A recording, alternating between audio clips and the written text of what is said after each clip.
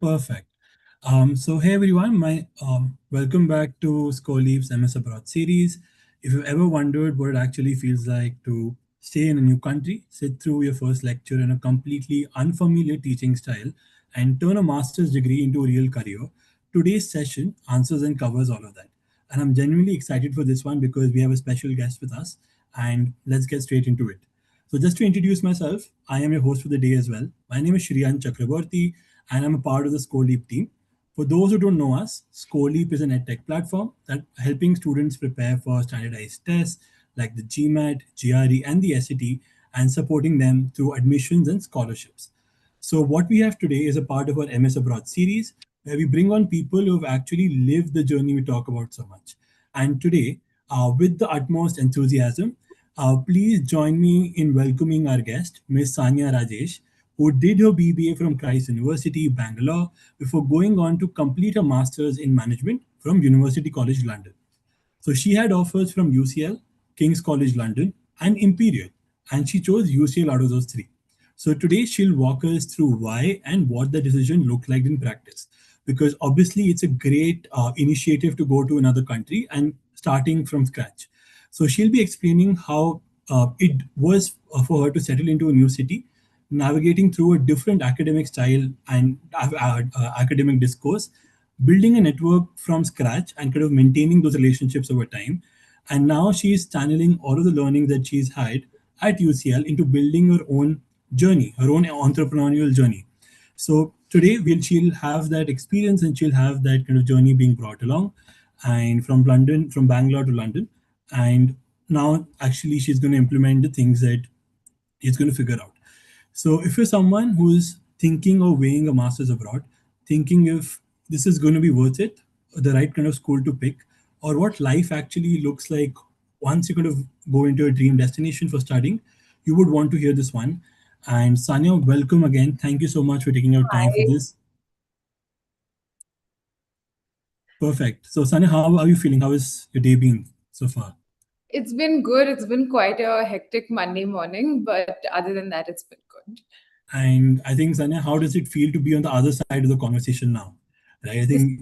is really funny because the last time I was doing an interview for Score Leap, I was the one asking the questions. So it feels Hmm. funny to be giving advice instead of asking for it. But I think it's a full circle moment as well, right? Because you're the one who was also discussing the same things about studying abroad. But now you're the one who is here and you're the one who's giving the right kind of advice to people who need it the most. Perfect. So I think before we kind of go deep into the whole aspect of UCL in London, Sanya, I think we would want to know a bit more about yourself as well, right? Because I think it's about who you are that kind of drives the whole conversation, the narrative of going to another country, right? Yeah. So, Sanya, if possible, can you tell us a bit more about yourself, who you are, and where were you in life when you decided about doing a master's abroad? So I had just finished my undergrad at Christ, and Mhm. I've lived in Bangalore my whole life. I did my schooling here, and Mhm. I'm what I guess the main thing about me is that I'm a skincare enthusiast, which is why I'm Mhm. now building a skincare brand. But at the time that I had decided that I want to go for my master's, I just mainly wanted to experience living Mhm. elsewhere, living in another city, getting some experience of being by myself, because what Correct. I felt I lacked was confidence to do things on my own and Mhm. like engage with new people.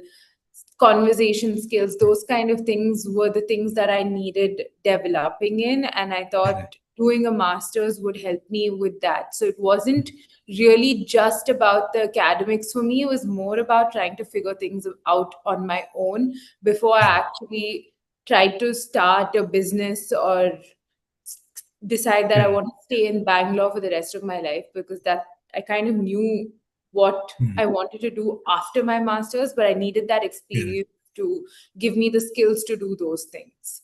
Correct. I think a lot of people have that same kind of realization as well, right? That they want to do masters right after they graduate as well. But at the same time, we also come across a lot of people who also do their own sort of jobs. They look for opportunities to either build resources or to build experience as well for Yeah. their master's experience. But Sanya, why did you decide to pursue a master's in management instead of just starting your career right away? So the thing, like I said, like I did my undergrad here, I did my schooling here. So Correct. doing a master's was, I think, my way to also get out of the city for a year. Correct. And UCL is very highly ranked Mm, globally. So I thought doing it from a good university would open up lots of pathways in life for me. So post that, mm, I could figure out if I wanted to stay there or come back, or there were lots of options basically that I correct. wouldn't have Yeah. had unless I did that course. Correct. And that makes sense. I think a lot of people would be able to relate with the way that you've also presented, how it's been. And as far as we know, I think you were very clear about studying in London, right? Yeah. And I think London has its own charm because we've seen it in Indian movies, how they present London. There's a different culture altogether. So, what attracted you to London as a city? So I think I've always loved London as a city, and I Hmm. kind of knew that I wanted to spend some part of my life there Wow. at some Okay. point. One of the main things that attracted me to the city was that, one, there were already a lot of people that I knew there. So I knew that it wasn't going to be too difficult for me to figure my way out. There Correct. were already lots of people, like my cousins, lots of friends from Bangalore. So it would be Hmm. nice to go there and have that backing of also knowing people there already. The other thing was that I thought it was a lot easier to navigate than any of the other European cities. Like, Correct. I mean, like in Milan, Barcelona, all of that, you kind of need to know the language to fit in. It's not Correct. impossible to live there, but I guess it is a little harder to fit in. And London is relatively safer, especially when you Correct. kind of know the place and know the people there. Hmm. It felt like a safer option, to be very Correct. honest. Correct. Interesting. So, Sanya, maybe if you have to figure out like a common link point between Bangalore and London, right? Because you've been in Bangalore for all your life, and now Yeah. you've seen London as well. Is there anything that you find similar in both the cities? Similar, I don't think there's too much that's similar, but I do think there are a lot of people from Bangalore living there. Yeah. So at any Correct. given point in time, if you're going to London, there's at least 15 Correct. to 20 people that you would probably know from your city already, which Hmm. makes it very like comfortable. Correct. And it's easy to fit in because there's so many of you, even otherwise, even if you don't know Correct. them already, once you go there, you just automatically connect with people Hmm. from Bangalore, even if not from Bangalore, at least from Bombay, Delhi. So it's a Yeah. very smooth experience. Perfect. And I think London, anyways, has its own charm, right? As I said, and London has a different culture altogether. And I think London is one of the cities which is very multicultural as well, right? Because you Yeah, see people from different ways of life being there and existing. And as you said, there's a yeah, strong Indian community in diaspora also settled in London. yeah, And you also had admits to three of those colleges in London, right? Because yeah. London also has some top ranking universities, I think, and you got admits to three of them, and that's amazing, right? Because you got an admit in UCL, the King's College of London, and the Imperial. So why did you choose UCL over the other two? What was that edge that it had? So I think the reason that I chose UCL was, one, the ranking for MIM, especially UCL was Hmm. very highly ranked, and that kind of attracted me to it. The second thing was the courses.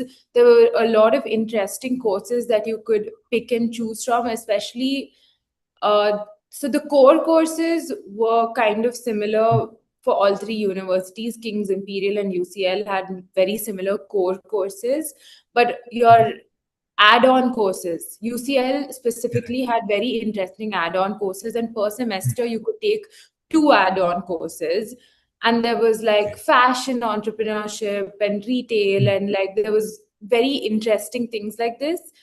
And in addition to that, the extracurricular activities. UCL has a lot of clubs, a lot of Correct. societies.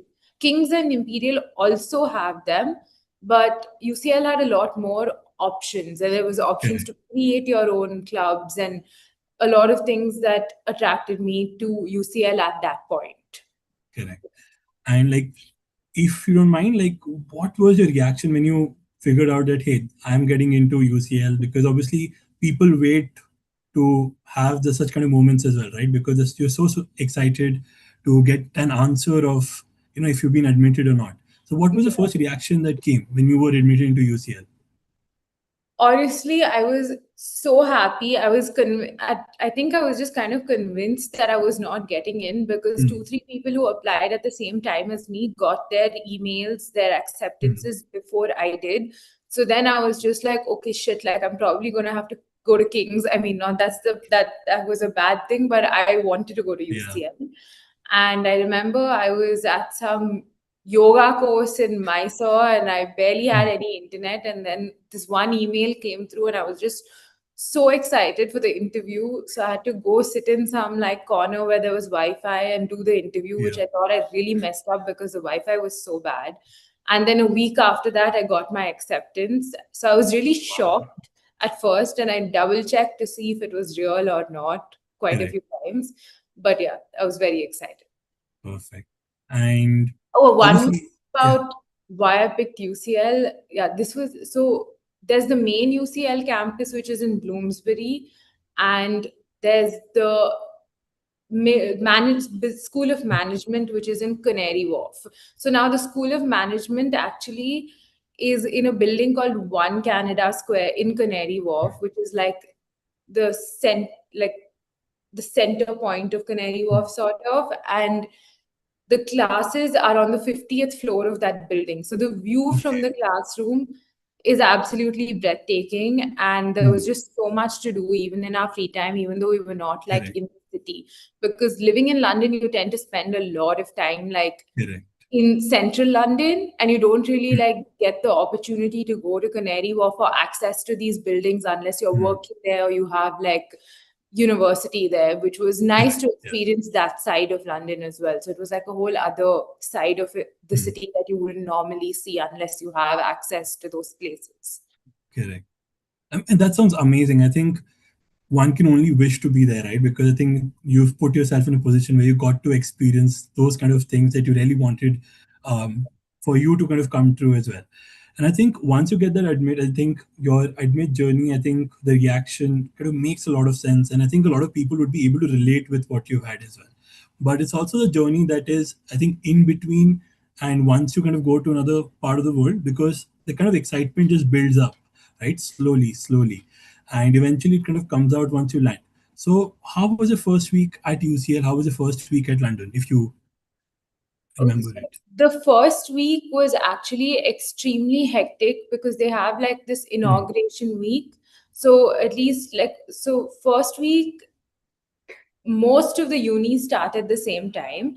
So, Hmm. and every university kind of blocks out 1 week to just for socializing and networking. So throughout the day, there are Correct. multiple events at the university campuses, Hmm. and usually it ends with a party in the night. So you buy tickets for all Okay. these. It's kind of like an Hmm. inauguration week of fun. So there's Hmm. no studying in the first week. It's just meeting new people and Hmm. having fun and getting to know the city. It is a little Correct. intimidating because you're going to all sorts of like random places in London, Correct. and but it's a lot of fun and it's something that you should like definitely do. It kind of feels like undergrad for a week and then you get into the Correct. academics and you realize that no, I'm not here for undergrad, I'm here for my master's. Correct. Yeah. And that's like a unique experience, right? Because I don't think I've ever come across a culture of this sort, right? Where you kind of get to bond and kind of get to make relationships before you kind of start your course and Yeah, coursework essentially, exactly. right? Especially like coming from like Christ, you also went to Correct. Christ, and I was in Christ as well. Hmm. Christ was already culture shock for me from my Correct. school because even school was extremely relaxed and chill. So Correct. I didn't know what to expect when going to UCL, but they're so Hmm. relaxed. It's all about having fun. It's like, yeah, you Correct. study, you do your thing, you write your exams, but it's Hmm. also about like having a good time. Correct. And I think a major part of what you said, like having a great experience, is also connected to people, right? I think you would have met some amazing people while you were in London, right? And because London, and I think UCL has like a great diversity ratio, right? Because you get to meet people in different countries as well. So, Yeah. how diverse was your class, right? Did you get to meet people in different countries? So that is one thing. I think I was expecting it to be a lot more diverse, Hmm. but it was just mainly Indians. I mean, I'm not Okay. complaining, but it was just, I think I would say 70% Indians and Okay. 30% was people from other places, which was Mm. fine, but it would have been nice for it to be maybe a little more diverse. Correct. 'Cause it kind of, otherwise, like, you just kind of get into your own cliques because people go where Correct. they're comfortable. So you Correct. don't really push yourself to get out of your comfort zone. Correct. I do think like universities like Imperial do have a Mm. little more diversity than UCL specifically. Okay. And that sounds fair. And okay, so because I think, as you said, you were with a good amount of Indians, and as we know, Indians have a different style, a different perspective when it comes to learning. But based on the interaction that you might have seen or might have had with a few people that might be coming from different countries, different cultures altogether, how was it like for you there? Right? How much did you get to interact, and how much did you understand about how different cultures also learn, how they practice things, how they even study, right? Because I think it kind of varies from country to country. Yeah. So I think does vary for sure, but I think it's also something Mm. that varies person to person more than country to Correct. country, because there were always like some students who were really Mm. genuinely there for the academics and were very serious about their work. And then there was that group of people who was only there to have a good time, of course. Correct. But there was a good mix. Mm. And because the courses were so interesting, you didn't really want to not pay attention. You wanted to listen to what the professors were saying. You wanted to take part in the Correct. projects, because it wasn't just like, oh, like write a paper and mug up some Correct. stuff and like write an exam. It was very interactive. There were Mm. founders of companies coming in. There was Mm. like events hosted by a lot of like Mm. great companies. If you wanted to get into Correct. consulting, the big five constantly had events at UCL, EY, and like Deloitte were constantly having great events that were very Correct. informative, like, to get into consulting, especially, and even any other career paths. There were lots of Mm. very interesting things happening. So you wanted Correct. to work and you wanted to pay attention. And I would say that I think like probably the Chinese students were a Mm. lot more serious than the Indian students there. Like they Correct. genuinely were putting in a lot more effort and hard work and were very, very, very Correct. competitive. And the rest of them, I guess, were kind of like similar to Mm. anyone else that you would like interact with. Perfect. I think, and before I kind of get to my next question as well, I think because you've spoken about diversity, you've spoken about again the Chinese students, and now again it's very individualistic about how people go about the studying. But Yeah. maybe if you have to pick, like, what I mean, in the simplest of ways, right? Is there anything that you would take away from, in a good way, that from the people that you have met with, people from different countries, something that you've taken away that is still that is still with you, that kind of shapes who you are? Yeah, I think one thing to really think about is when you interact with people from different countries, like we are very lucky to be coming from India where everything is Correct. stable all the time. There's no threat of war. There's no suddenly having to run back to your home country. It's very Correct. easy. It's for us. There were a lot of people from countries where there were wars going on. They had to worry about their Mm. families back home, but they were also studying and Correct. trying to make their way in the world. So, Correct. along with all that, they were managing so many different things. I think that was Correct. something to take away from interacting with people from different places. Correct. Like everyone's circumstances are not the same. There Correct. are a lot of different things going on in their lives, and they're still there and trying to like figure their way out. Correct. I think, and that's very inspiring because obviously these are things that you eventually take up from the people that you meet, right? Because I think when you're in your own bubble, you hardly get an opportunity to grow and make Yeah. such kind of networks and have such kind of experiences as well. And I Yeah. think because we've talked about how a lot of new experiences, new ideas shaped you to also be a part of UCL, I think what you also provided in the last answer was like a good segue about professors, coursework, and what you actually studied at UCL, Yeah. right? Because I'm equally intrigued to know what were the things that you got to learn, right, at UCL. And I think my first question would be very simple. So, what was something that surprised you when you were at UCL studying that was not very similar to how teaching happens in India, right? That was a bit different. What was something that you felt was different in terms of teaching? So I think one thing is that it's very hands off. Mm, It's like if you want to be in the classroom and if you want to mm, listen, you can do it. You could even walk into a class and walk out halfway through and nobody was going to question you. It's up to right. you if you want to listen or Yeah. not. Because at the end of the day, that's not benefiting the professors or anyone else. It's Yeah. benefiting you. Versus, for example, if you have to take Christ as an example, Mm, you had to sit there. If you were in a class, mm, even if you were dying and feeling sick and you were about to faint, you had to sit through the class. There was no mm, leaving the classroom. And then there was a strict dress code. You had to wear your mm, dupatta and your loose mm, pants and all of this stuff, mm, which was not really linked to the academics in any way. Here it's mm, like, come how you want, sit through the class if you want, don't attend the class at all if you don't want to, mm, but at the end of it, it's going to show in whether you get a job placement or you what you correct. decide to do with your life. It's only affecting you. So do what you want. It's very hands Correct. off. So I think that was a little surprising, but it's also very good because then you Correct. realize that I have to go and show up and do my work if I want to learn Correct. anything from this experience. Correct. And makes sense because obviously, I think based on your experience, I mean, we had you had a particular timetable, but Yeah. once you were there, you were able to navigate through your own timetable, figure out and make it on your own. So, how was like a typical week for you? Because obviously, you would beyond academics, you would also have a lot of things that you would want to prioritize, right? Because obviously, you're settling into a new city, figuring out a lot of things on your own. So, how was a typical week for you while you were an MIM student at UCL? So the class schedule was very relaxed. We only Mm, had 3 hours per day, and it was usually one course per day. So one okay. class is usually for a 3 hour period. There Mm, were certain days where they would add an extra course if you had taken up like mm, extra courses or anything, then you'd have class for 6 hours a day.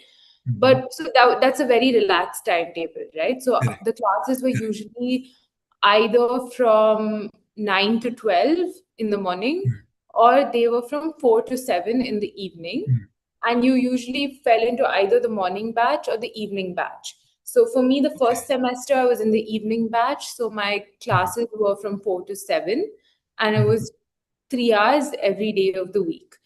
Um, Other than that, because the classes were only 3 hours per day, you had lots of time either during the day or after class correct. or whatever to do other extracurricular Mm, activities, join societies, go to the main campus. Like I said, like our correct. courses were in the Canary Wharf campus. Correct. And a lot of the societies and events happened at the Bloomsbury campus. So you had kind of had the whole day to go check out what's happening at the Bloomsbury campus, take Correct. part in like random things. Like you, even if you hadn't signed up for anything, you could just Mm, turn up there, and if something was happening, like engage and mm, take part in it. There were a lot of fests. There was lots of like interactive sessions, lots of mm, talks from a lot of accomplished people that you mm, could attend. Of course, most of these you had to sign up for, but by chance, if you turned up and there correct. was something happening and there was a seat available, you would always be welcome.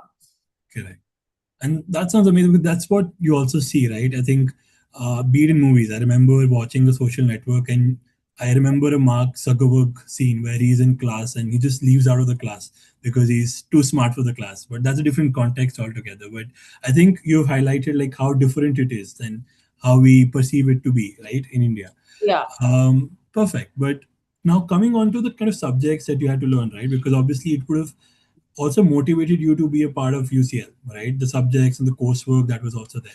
Yeah. So if you maybe had to choose a couple of subjects or coursework that you really like, that you maybe try to also kind of put into practice on a regular basis, what would they be? Well, for me personally, I think the one thing that is very useful was the Hmm. accounting, because Okay. I did do accounting in 11th grade and I did it in college, in Okay. undergrad, but I just never got the hang of it. But somehow Hmm. I think at UCL, because the teaching style was so different. I kind of understood it a little better, and now it's coming in handy when I'm Correct. actually trying to start a business. So Correct. that's one thing that really kind of stuck with me, because Correct. the exam papers are Yeah. very different. You couldn't just like mug some stuff and write it. Like Correct. you have to actually Yeah. know the concepts and learn it to be able to write Hmm. the exam. Otherwise, you would fail. Correct. Um, that was one thing. But my favorite course, I would say, Hmm. was retail and consumer entrepreneurship. That was very interesting. They had like Hmm. talks from like founders of random fashion brands, from Hmm. skincare brands. There was Hmm. just a lot of nice information. There were lots of case studies that you wouldn't normally Correct. have access to, that were given in those classes, Correct. which were very interesting. So I think that was my favorite course for sure. Perfect. I think a case study, I think, as you said, I think makes a lot of sense, right? Because once you understand how to kind of figure the right kind of patterns based on what we have seen, I think you can also Yeah. build things that you really want to build. But apart from that, did you have any projects? Did you have anything that also made you understand and figure out things on a practical note, right? Because I think projects also kind of give you that clarity. Yeah. So actually, um, the projects accounted for about 40% of our grade. I'm not sure about the exact percentage, but I think it was 40%. And the projects were really interesting because it wasn't Hmm. just like they gave you a bunch of guidelines and said, Hmm. do this and present in front of the class. Correct. One, I can't remember which course this was for. I think it was for one of the finance Hmm. modules. So there's a company called Viz, right? Hmm. And we had a presentation on that and their business model, and we had Hmm. to kind of like present to the class about exactly what the app was about. And the founders of the company Hmm. actually came in for that presentation. So Hmm. the people questioning us about the presentation were the founders themselves. Correct. So you really Correct. had to be prepared, verify your information to Hmm.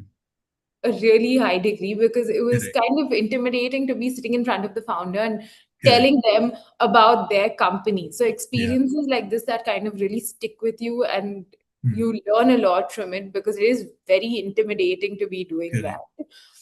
So small things like this, like the present projects were always very different, Hmm. and there was nothing that was repeated. It was a lot of Hmm. practical work. And one more Correct. good thing about the project work was that you didn't get to pick your own groups. The Hmm. professors put Correct. you in groups of their choice. Correct. So you kind of that way at least interacted with Hmm. different people because of that, at Correct. least, which was really Correct. nice. So you kind of at least made some friends Yeah. outside of your own like clique that you would usually tend to Yeah. form at the Correct. beginning of university. Correct. And I think because you're also speaking about group projects, I think as far as my experience goes, I think I've had a lot of fun because a lot of good memories also connected with group projects as well, right? So how Yeah. was it for you, right? Because obviously now you're in a group of people with I think different groups. Now you do not choose those set of people as well. So did you have Yeah. any like fun encounters, anything that you still remember from a group project that maybe still makes you have a good laugh? Uh, Nothing specific coming to mind, because it was just a lot of Correct. sitting down and like getting to work. Correct. There was Correct. not really time to have fun when we got our projects, because even though we had like a Hmm. month or whatever to do it, it was huge projects. It just was a lot of Hmm. work. Yeah. Okay. That makes But sense. of Makes course, sense. we did have Chat GPT already by this point, so it Correct. made things Yeah. slightly easier. Correct. And I think the most synonymous term now with ChatGPT, I think, is professors because ChatGPTs are the professors nowadays. So now I really want to also understand that how a professor, right? Because obviously you've seen an Indian style of professors teaching and how things happen in a classroom. Yeah. But when you kind of take it to another country, obviously you'll also try to adjust to how they teach, and I'm pretty sure you would also have professors and teachers coming again from different backgrounds, different ways of life. So how approachable or how different were the teachers or professors and the faculty members and what maybe you would have experienced in India? Uh, I think the teaching styles are very different. That's one Hmm. thing. This is more, there's no like fixed syllabus. Correct. So they teach in their own way. They usually tend to take practical examples from the real world, and Correct. then you just kind of figure out how it goes into your exam paper. There's no textbook, there's no, Hmm. like, of course there's a syllabus with, like, so you have some framework of what's going to be taught, Correct. but other than that, there's really like, it's very, Hmm. how do I put it, basically there's no like fixed content. Like, it's just they teach Hmm. you what is part of the syllabus in their own way, and that's Hmm. very different from, I guess, how they teach in India. And other than that, the professors are very approachable, they're always available Hmm. for extra time. If you book a Hmm. session with them, you have any questions that need to be clarified that requires that Hmm. extra time, they'll always make that time for you. Hmm. And it, even so, you have to book it through like a counselor. It's a much more serious process Correct. than doing it over here, but yeah, it's very easy. Perfect. And do you have any favorite professors or anything that you would like to kind of share about your professors? I honestly did not have a favorite, Okay. but the experience was good, like overall. Perfect.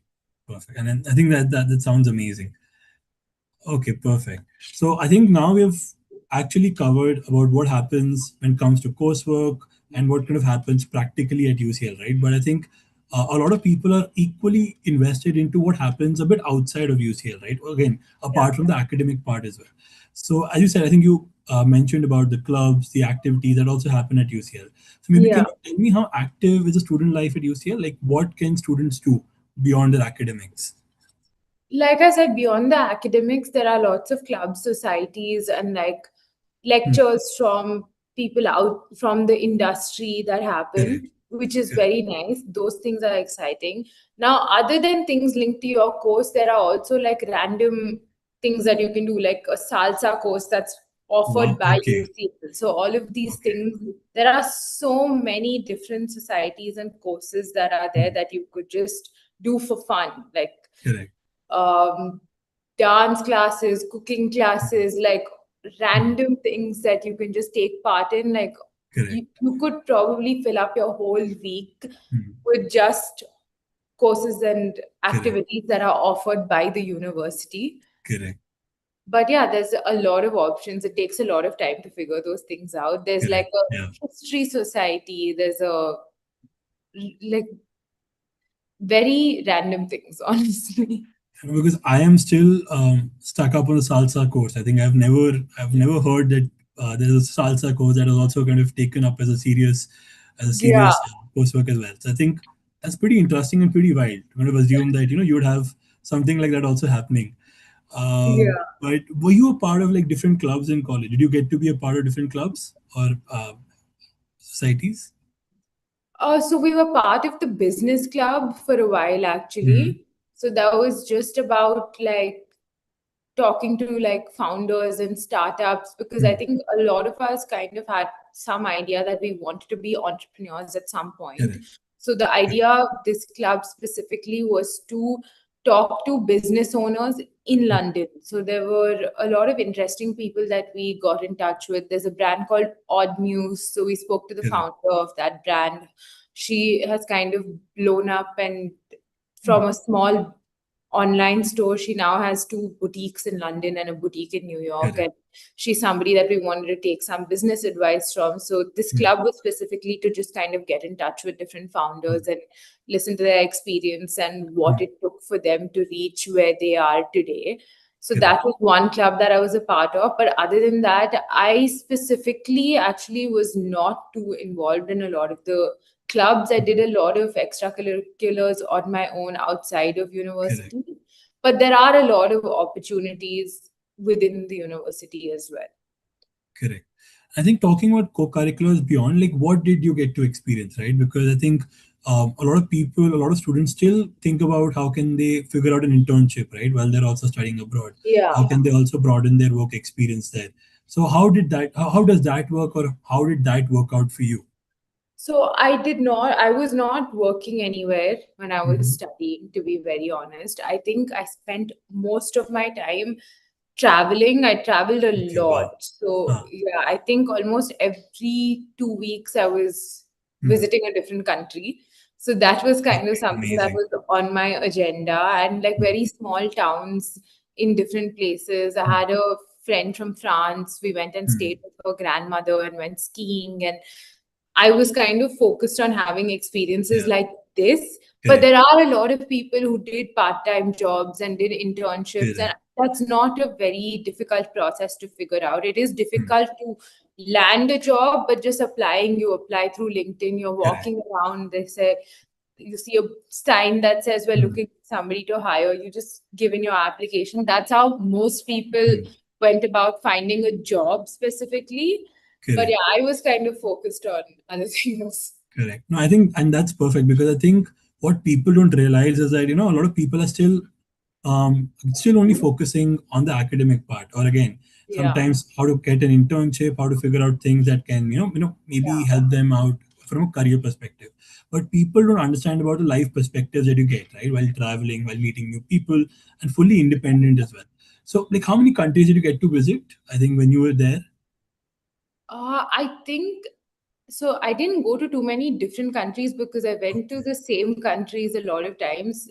So I Hmm. think I went to five different countries, but I did over 12 trips, I think. Amazing. And did that affect your attendance? Did you have to miss college for that? How does that work?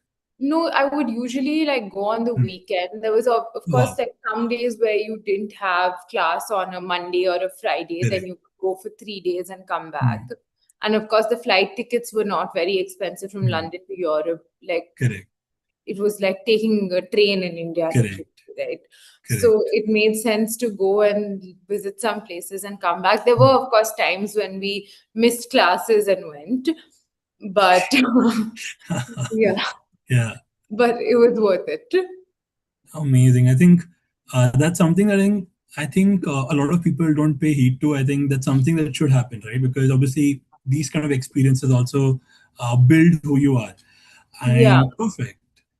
And Yeah. I think more than sitting in the classroom, what built that confidence and independence and those kind Correct. of things was traveling and meeting new people and having those Hmm. experiences, because sitting in the classroom can only teach you so much. And Correct. living on your own, for me, especially living on my own, traveling on my own, those were the things that taught me a lot. Because before I went for my master's, I had traveled a lot, but it Hmm. was always with my parents or with an older cousin or Correct. something like that. There was always somebody to take Correct. care of me. This was really the first time that I was Hmm. like doing things on my own. So now Correct. my parents are okay with sending me abroad with my friends or whatever for a Correct. trip or anything. But before, they would not be okay with it because they're like, you're going to land in this city and get lost. Correct. But now they're like, Correct. okay, like Yeah. it's fine, you've done it. So you can. Correct. And did you get to pick up any languages? Because obviously you've been traveling, you would have at least picked up some popular verbs or phrases. I'm very bad with languages. I do Hmm. speak a little bit of French because I took Hmm. it in school, and my best friend in Ah. university was a French girl. So, because of that, she's actually half French, half Latino. So, she spoke a lot of French and Spanish. And in some ways, she's just made me mix up some of my French Hmm. words with Spanish words. So, I don't know if Yeah. it's become worse or better after meeting her, to be very Correct. honest. Correct. And makes sense. Makes sense. But I think there's a lot of things that one also visits in London, right? Because London has a lot of big landmarks you're going to visit. You have the Buckingham Palace, you have the Big Ben, there's a London Aquarium. So there are a lot of things that people usually visit. If maybe you have to talk about the top three places in London where you would have gone to and you would have figured out have had a relaxing day, what would have those places been? So my top three places, and I think my favorite spot, my like most favorite spot was the Serpentine Lake at Hyde Park. I loved sitting there. I would sit there, especially in the summer. It's Correct. beautiful. The lake is gorgeous, and I think that was my absolute favorite spot to sit at. Hmm. And other than the Serpentine Lake, I really loved a lot of the parks. So even Correct. Regent's Park is really beautiful. I went for a lot of like bike rides Hmm. and just walks in these Correct. parks when I had any free time. Mm, anything else that I really liked? I think the London Bridge. So we would, Correct. my accommodation was really, really close to London Hmm. Bridge. So we would always in the middle of the night, we would take a walk till London Bridge and look at Hmm. Tower Bridge from London Bridge. That was one of our favorite Correct. things to do. So I think these three are my favorite places to hang out Perfect. in. Yeah. That's amazing. And perfect. So I'll just quickly switch back to, I think, an important section that I think we also need to kind of address, which is that again, while people are there studying, they also kind of worry about what happens to them right after they kind of graduate, right? Because a lot of people Yeah. who go to the UK, who go to London, are also concerned about how they get an opportunity there post Yeah. their, post their masters or post once they graduate. So I think, and I believe that UCL has a great career service team as far They as I do. know, right? So how supportive was UCL for career service? How much did they guide you? How much did they help you with the process? So this again is something that's completely up to you. They offer you the opportunity to meet with them, talk with them. They're available Hmm. throughout the week. You have to Correct. take that initiative to go and say, these are my options. How do I get interviews with certain companies? Once Hmm. you are kind of clear about Hmm. what career path you want and what kind of job you want, then they Correct. will take it up to guide you on how to prep for those interviews, how to Okay. uh, apply to certain companies, what should be on your Correct. resume, what shouldn't be on your resume. They really sit Correct. and guide you through that whole Hmm. process very well.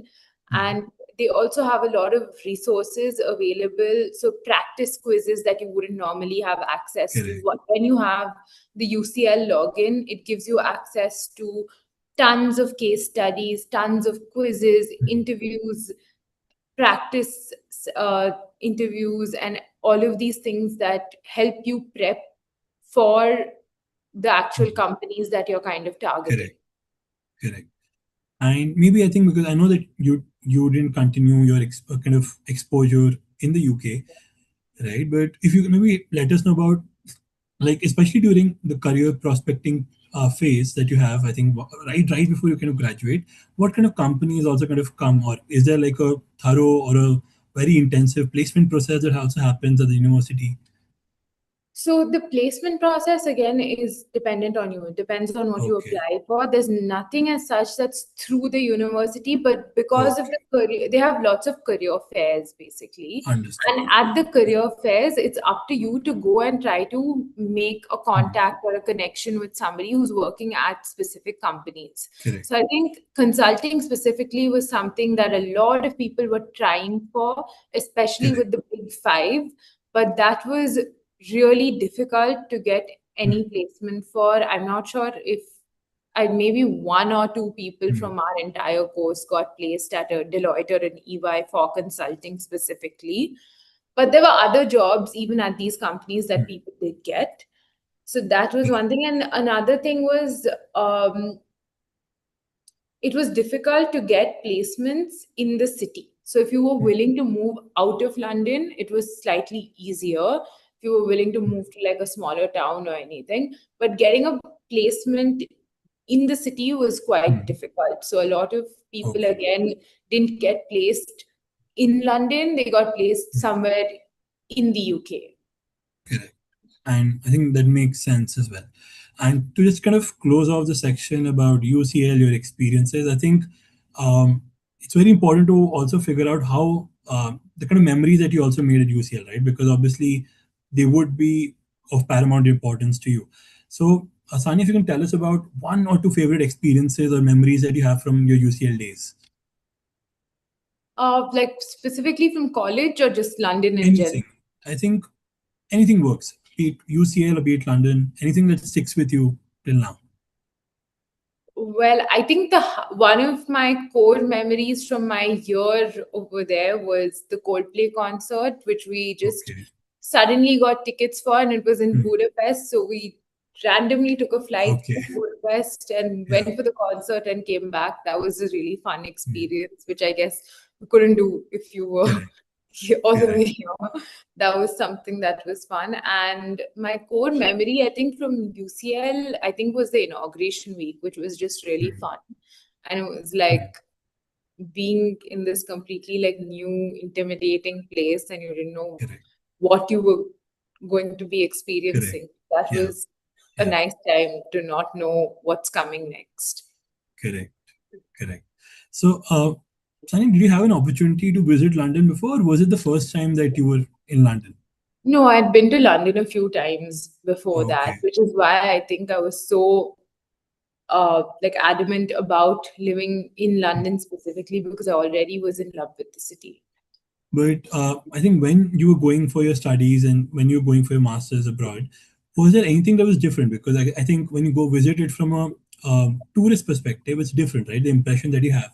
But when you Yeah. see it from an academic lens, I think the view totally changes at the end of the day. Yeah. So was there like a different set of impression that you had once you were going there for your masters? Yeah, definitely. It just before you would go for a holiday and then you Hmm. would just kind of like have a nice time and come back. Correct. Living there was it actually starts to feel like home after Correct. a Yeah. point, and then you meet Yeah. a lot of different local people. You Hmm. go to places that you wouldn't normally go to as a tourist, like even Correct. like the nightlife or whatever it is, restaurants. You're going to places that you wouldn't go to as a tourist. Correct. You're going and exploring lots of new things, meeting people. Hmm. And I think the most fun thing was going to all these different student accommodations in random Hmm. places where like they lived really far away, and then making Hmm. your way there and spending a lot of time with people Hmm. in different accommodations, and then coming back home after that was quite fun. Amazing. You're not going to do something like that as a tourist, I guess. I mean, I guess, I mean, because a lot of people, yeah, correct. They don't get an opportunity to do the things that you mentioned. And Yeah, I think that's what should also motivate. I think that's a personal opinion that, you should try to make the most out of the experiences that you had, right? Because you're going yeah, there for a year or two, you have to an extent limited time. So how can you make memories and kind of experiences that stick with you for a longer period of time? I think that's yeah, something that you kind of touched on very well. But let's just say that because there are a lot of people who also, a lot of students that are planning to go to the UK and to London specifically, and sometimes they do not get the full information, right? yeah. Because they don't have the correct information that they also need. So, what are some things that prospective students that, and especially when it comes to living part as well, because I think when we were also discussing earlier, you were talking about the rent, the hike in prices, and Yeah. now it's become a bit difficult to find a recreative place in London as well. So, what are Yeah. some things that students that are going to London should know about, especially when it comes to living and the kind of expense that they have to incur? I think one thing is that you have to try and book your accommodation as early as possible, because Hmm. the longer you wait, especially if you're trying to stay at a student accommodation. I don't really know how the apartment system works because I stayed at Okay. a student accommodation. Hmm. So the accommodations get filled up really fast. So you have to Correct. try and book that Correct. before March if you're going in September. Otherwise, you're going to be paying Hmm. a ridiculous amount for that same small room that you would have got for a much lesser price. But Correct. even in general, the prices have gone up a lot. So I went in Hmm. 2023 and I stayed at a place called Chapter Spitalfields. And I think Okay. the room that I got was around 475 Hmm. at that time, which is like 800 right Hmm. now. So it's almost double the price for that same Correct. room. It's really Hmm. tiny. It has a small kitchenette and it's Hmm. comfortable, but Hmm. it's very small. Of course, not the Correct. same that you would probably be used to back home. So Correct. one thing that's important is to really book the accommodation as soon Correct. as Yeah. possible. As soon as you have your acceptance, you should be booking Correct. your accommodation. And makes sense. And but I think, as you said, that accommodation itself has seen a hike in prices. But I think as an Indian student, they also have to look at other expenses as well, right? Because obviously, especially with the sterling pound also increasing and being heavy on the heavier side, how would, let's say, an Indian student try to figure out their expenses? How did you figure out your expenses? Did you have, because I said you were interested into accounting, did you focus on a lot of things? Were you calculating how much you were spending, how much you are kind of spending in the city? I think it's just important to kind of budget yourself, allocate a certain budget to each thing. Say you're going to spend a certain amount on food per month, on Correct. outings, on transport, and try to stick to those budgets. Try to avoid cabs as much as possible, Mm. even though it's late in the night, because I think that was my Correct. biggest expense was cabs. Because if Correct. it got very late, then you wouldn't want to Correct. take a Yeah. tube because it's not as safe going Correct. into the station at that time. The cabs were always 50 pounds, Mm. around that range, like between Mm. 25 to 50 pounds. And that's quite a lot for a cab Correct. ride. So Yeah. that's something that you want to try and avoid is taking Mm. cabs. Now, food again, you kind of want to just figure out like what makes sense, which grocery stores offer the best deals. And then you Mm. have like membership cards for like Tesco, Correct. Sainsbury's, Yeah. all these membership cards that give you certain discounts. So it's important to Mm. get those membership cards so you get the discount. Mm. And what else? There are a lot of hacks that you can figure Mm. out. Basically, a lot of the restaurants. There's some app. I can't remember what the name of the app Mm. is, but at the end of the day, if you go onto that app, then like whatever's left over from that day, like Pret and stuff, they have some kind of Okay. like Yeah. for you get like a bundle. So for like 10 Mm. pounds or 20 pounds, you get like stuff worth like 50 pounds. So like Okay. for Okay. your Wow. Yeah. that's a way to like Yeah. save some money. I can't remember what that app is called, but I can find out and get back to you on it. Perfect. Perfect. Cool. So I think we've talked about a lot of things that mean a lot, right? Because if we started Yeah. off with, Oh, one more yeah. important, sorry, is the rail card. So to get a student Okay. discount for your public transport, you need Mm. to get a rail card, which offers you a Okay. student discount on the tube, on the bus, on every Mm. form of public transport within the UK, basically. Sorry, within England. Perfect. Perfect. And that sounds great. I think that's an added benefit that international students get. Yeah. Um, Perfect. So I think we've discussed quite a few topics today, right? Because your impression about London, why you wanted to go to London, your experience at UCL, figuring things out for yourself, traveling to so many different countries, right? And I think all of these things have, I believe, would have shaped your individuality, who you are, and who you've Yeah. become after 2023, 2024. So how has living independently in a different city, in a different country altogether, changed you, change your perspective towards life and things, towards how you kind of approach life in a different way? I think it's just made me a lot more confident. And Mm. also, I think one thing is that when you're in a small city, like you feel like everything is so big. Like you feel like you Correct. are so big, but actually you're just a small little speck in the world. Like Correct. Yeah. tomorrow, if you want to leave and go start your life over, it's very Mm. possible to just do that. Like it's Correct. not all as big and serious as it Mm. seems when you're just in that one place all the time, and it Correct. seems like everybody's opinion holds so much Mm. value, and like there's no way to like move beyond those things. But that's not Mm. true. You can always Correct. go start a new life. There are so many opportunities Mm. everywhere. And I think the confidence that comes with knowing that is really liberating. Correct. Yeah. Yeah, because I think I've also seen that kind of change. Right, I might not have gone to another country, but I think I've also shifted from Delhi to Bangalore for a good amount of time, for 4 years, and I saw the change, the kind of independence, the Yeah. things that you're forced to do because you're alone. You have to figure things out for yourself, and I think, as you said, I think I find it equally liberating as well, right? Because that kind Yeah. of journey is very unique and very individual that people kind Yeah. of do.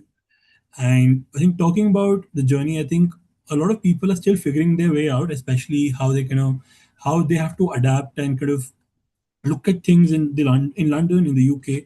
So, what skills do you think that Indian students need to develop before arriving to the UK, so that they can maximize the most of their time, the potential, and the capacity that they have?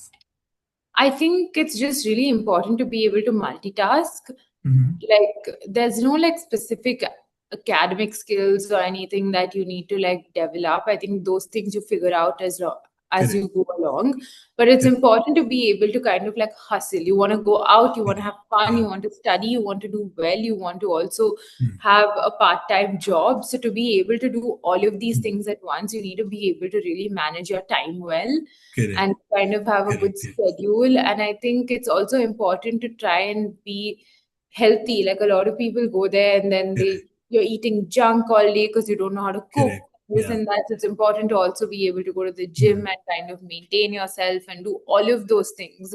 Correct. Otherwise, you're going to kind of make a big mess out of everything. Correct. So time management is the most important thing, Hmm. and also figuring out how to allocate your time to different things and saying no to certain things is also Correct. important. Correct. I think that's a very valid point because I think, yeah, it's a mismanagement because obviously when you're going to another country, you have a bit more of freedom. So how to use that in the best way is also, I think, as you Yeah, rightly said, it's very important for students to have. And I yeah, think, Sani, that kind of leads us to the last section and the last segment of today's session, which is going to be an interesting session, something that you would have seen happen in reality shows and maybe a guest that you would like to take because it's very interesting. yeah, Perfect. So we're gonna have a rapid fire, quick rapid fire, and I'm gonna ask you a set of questions. And I think you know the drill. Anything, the first thing that comes to your mind, you just share it across. yeah. And we're gonna start the rapid fire, and in the next 5 seconds. So I'll give you a countdown. Five, four, three, two, one. So one word to describe UCL. Uh, Fun and interesting. Okay, favorite spot on campus. Mm, Not on campus, but in general in London, football, of course, because I went Okay, for a lot of games and I'm a fan. So, perfect. Perfect. Best thing about London. best thing about London, not knowing where the night can take you and the parks. Okay. Most challenging part of studying abroad. I think time management, Favorite MIM course. retail and consumer entrepreneurship. Perfect. Most valuable lesson from UCL. I think just to have fun and also try to do well at the same time. Okay. Sipping coffee at the cafeteria or spending time in the library. Coffee. Perfect. If you could relive one day at UCL, which day would it be? Um, I think our Viz presentation actually, because it was Okay. scary, but it was also like Hmm. made you kind of feel like you achieved something. Correct. Correct. And I think that was it, Sanya. That was the end of the rapid fire and the end of today's session. And I think it's been a fantastic session that we have had. I think, especially about your journey, I think because it would help students figure out and navigate a lot about how to kind of go to London, how to figure things out for themselves, and Yeah, obviously make the most out of their time as well. Because the insights that you have given, I think, are truly rewarding in one way. Because even I, who is also planning going to study abroad, I'm able to figure out a lot about things that I have to plan. I have to kind of take things into account before I kind of go to the UK, to London, or anywhere else in the world. yeah. And I think thank you so much for bringing those kind of insights. So thank you so much for bringing that kind of information to all of us. And I think I'm pretty sure this would help a lot of people in making informed decisions when they're planning the study abroad journey. And again, it's been a treat, Sanya, and all the best for future endeavors. And I hope you have a great time. So Thank you. thank you.